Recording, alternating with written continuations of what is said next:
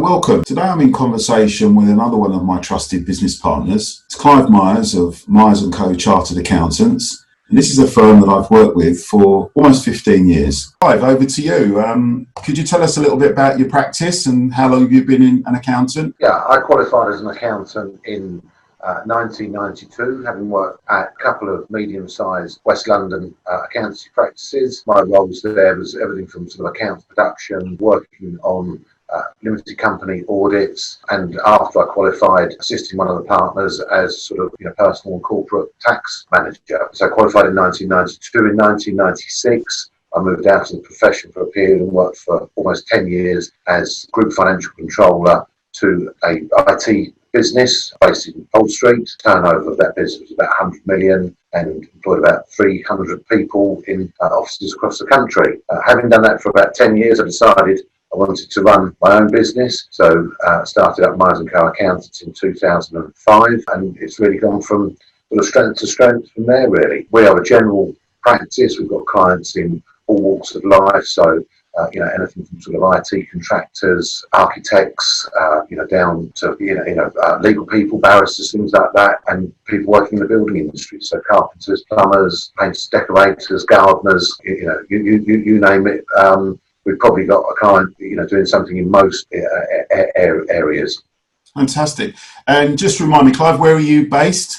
Where's your offices? We're based in Loughton in Essex, so we're about 12 miles from the centre of London. Lots of our clients are around in Essex. I grew up in Loughton, lived here, around the area all my life, so I know lots of people and businesses around this area. But much of my working life was in central London, and many of our clients are based in central London. So you go into London to meet clients, you go to clients' offices to meet them if required. You're quite flexible in that regard? Well, certainly before lockdown.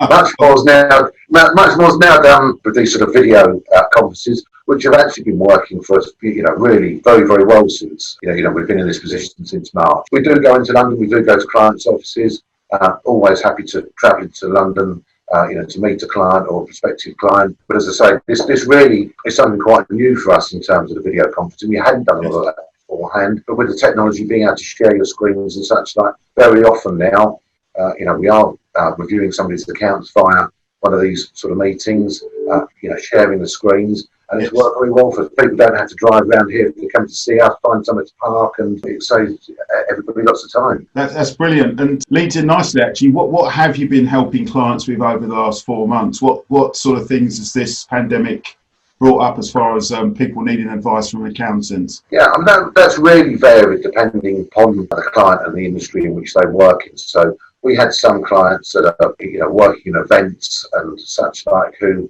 come lockdown, literally all of their business was put on hold from the word go.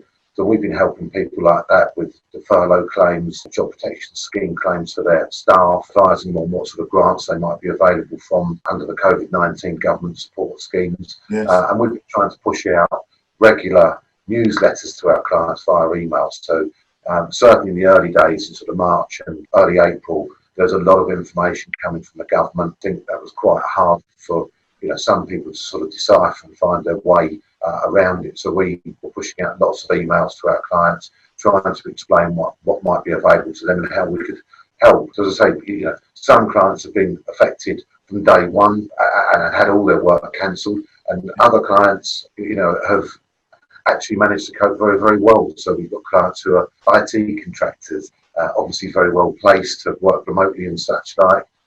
They were able to log in and remotely deal with any issues that their clients might have on their computers, and so it's made very little difference to their business. So each client is unique in how they've been affected, really. Well, I can vouch for your newsletters, Clive. It's been useful because, as you say, there's been lots of information being published, and sometimes just getting some concise and straightforward information that I can pass on to clients within my network, that's been invaluable. So thank you very much for that. Don't want to put you on the spot, but maybe if you can give it a stab, what do you think, if you had to pick out 3 key challenges over the next 6 months for your small to medium-sized business owners, what would you think those 3 challenges might be? Yeah, I've made a couple of notes actually, Gary, on that. And the first one, I think, obviously, is cash flow for people. So, the furloughing scheme ends at the end of October. For many businesses, they may still not be back to full capacity, and therefore the level of business they're transacting might not give them sufficient cash flow to meet all their bills. And I think cash flow has a knock-on effect. So if there are some people that are running businesses that have issues with their cash flows, they may well then have to delay paying people that they're using within their business, which has a knock-on effect to everybody's cash flow. So real cascade effect, real cascade. Yeah, absolutely.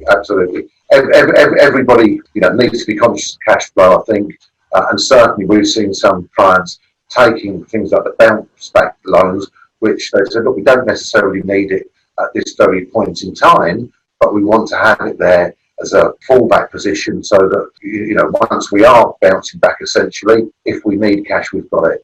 And the nice thing with that government incentive, there's no interest in the first year, and if you find that your business has bounced back very well and you don't need that loan, then you can just repay it. So lots of clients do that. So certainly people want to watch cash flow. Yeah. And another thing I think is if there's going to be enough business for clients to operate profitably. So we do have some businesses which are sort of restaurants and cafes and things like that. I think with social distancing measures, some of those businesses have got to think very, very carefully as to whether or not it's viable to actually viable and possible to operate profitably with the social distancing measures. Some restaurants, I was actually at a restaurant on Sunday with some friends, quite a big restaurant that social distanced it very, very nicely. It felt very comfortable, but they still had a good level of covers in there. If you're perhaps in a smaller unit where typically people have sat much more closely together, it might not be viable to get your chefs in and all your waiting staff and such like for the level of business you're going to transact. So I think people really need to look at their business plan and see whether or not it's viable and how they're going to operate. Probably, okay. So that would be the second one. And the third one for me, I think, would be around remote working. So whilst I've seen remote working doing very well and working very, very well for lots of business, working very well for ourselves, over a long term, if people continue to work remotely, it gives me concerns about sort of staff training and monitoring. In an office environment, typically, you're having young people coming into a business, which is certainly doing our business, and they need a lot of help and support. Asking questions as they go along, working through jobs, and that's much more difficult to do if people are remote, I think. And I think for people to consider, how they're going to, train staff if you're not in an office environment is certainly one of the challenges. Definitely, and maintaining that culture within the business, whatever culture that might be.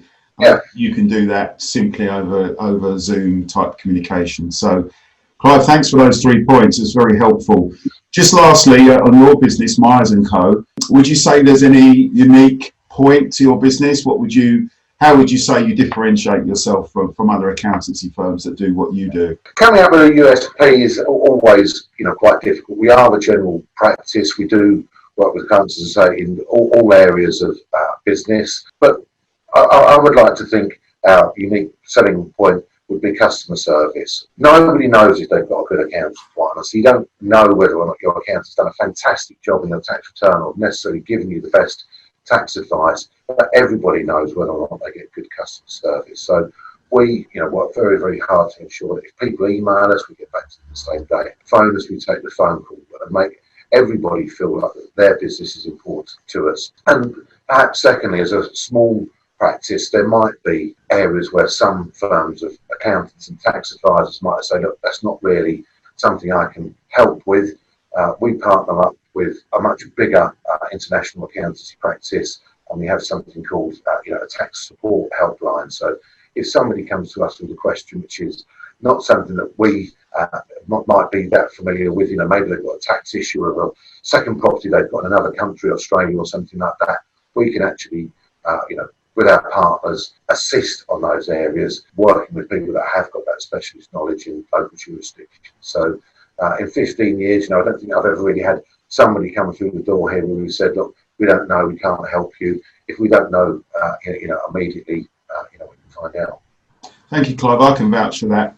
Certainly all the clients have ever referred to you, whether you've taken them on board or not, have always said, you know, it was a good engagement, and they felt very confident and comfortable with the way you've with the way you've helped them. So I can certainly support that. Now, myself and Clive are connected on LinkedIn, so you can get to Clive also through my profile. Clive, thanks very much for your time this morning, and wish you and your family all the best over the coming months. Take care. Thanks, Danny. Lovely to speak to you, and best wishes to you and your family as well.